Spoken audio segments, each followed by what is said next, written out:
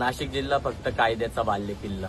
नाशिक जिल्हा कायद्याचा बालेकिल्ला. नाशिक जिल्हा कायद्याचा बालेकिल्ला. नाशिक जिल्हा कायद्याचा बालेकिल्ला.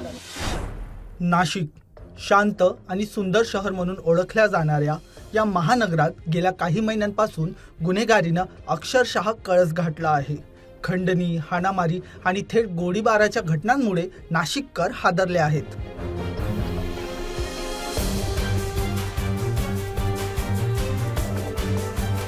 या वाढत्या गुन्हेगारीच्या मुळाशी आहे लोंढे टोळी आणि तिचा म्होरक्या माजी नगरसेवक तथा RPI जिल्हाध्यक्ष प्रकाश लोंढे.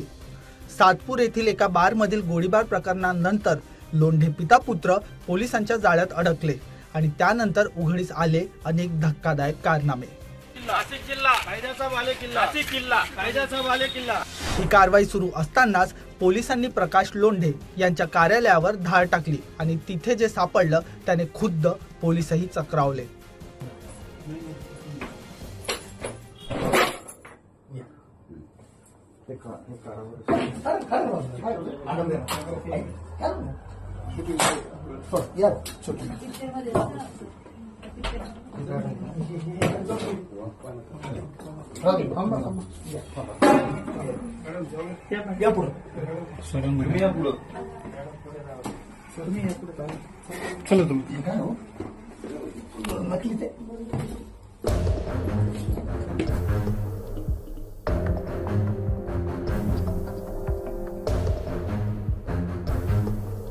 नाशिकच्या ITI सिग्नल जवळ असलेल्या धम्मतीर्थ नावाच्या संपर्क कार्यालयात पोलिसांना तपास करताना एका शोकेसमध्ये संशय आला.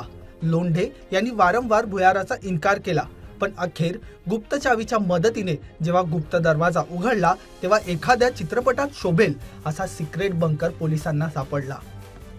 हे भुयार म्हणजे जमिनीखाली तयार केलेल्या 2 स्वतंत्र बेडरूम्स होत्या. पोलिसांना या भुयारात घातक हत्यारांचा मोठा साठा सापडला. यात कुऱ्हाडी, चाकू, सुरे आणि इतर शस्त्रे तसेच महागड्या विदेशी दारूच्या बाटल्या सापडल्या आहेत. पोलिसांचा अंदाज आहे की या भुयाराचा उपयोग गुन्हेगारी योजना आखण्यासाठी, अवैध बैठका घेण्यासाठी किंवा फरारी गुन्हेगारांना लपवण्यासाठी केला जात असावा. या भुयाराच्या माध्यमातून अनेक गुप्त कारवायांचे रहस्य उलगडण्याची शक्यता आहे.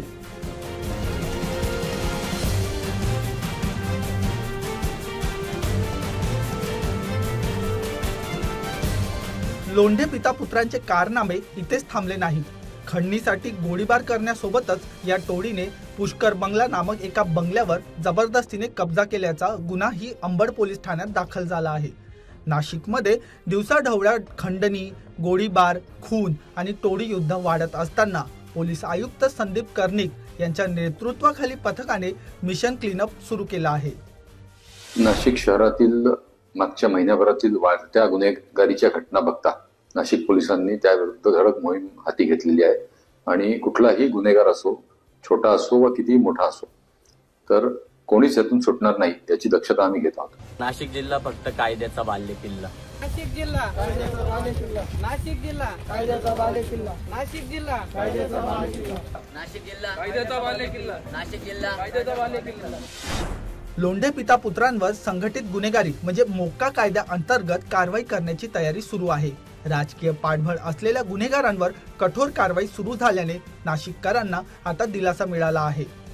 नाशिक शहर गुन्हेगारीचा नव्हे तर कायदा आणि सुव्यवस्थेचा बालेकिल्ला आहे हे सिद्ध करण्यासाठी पोलीस कंबर कसून कामाला लागले आहेत.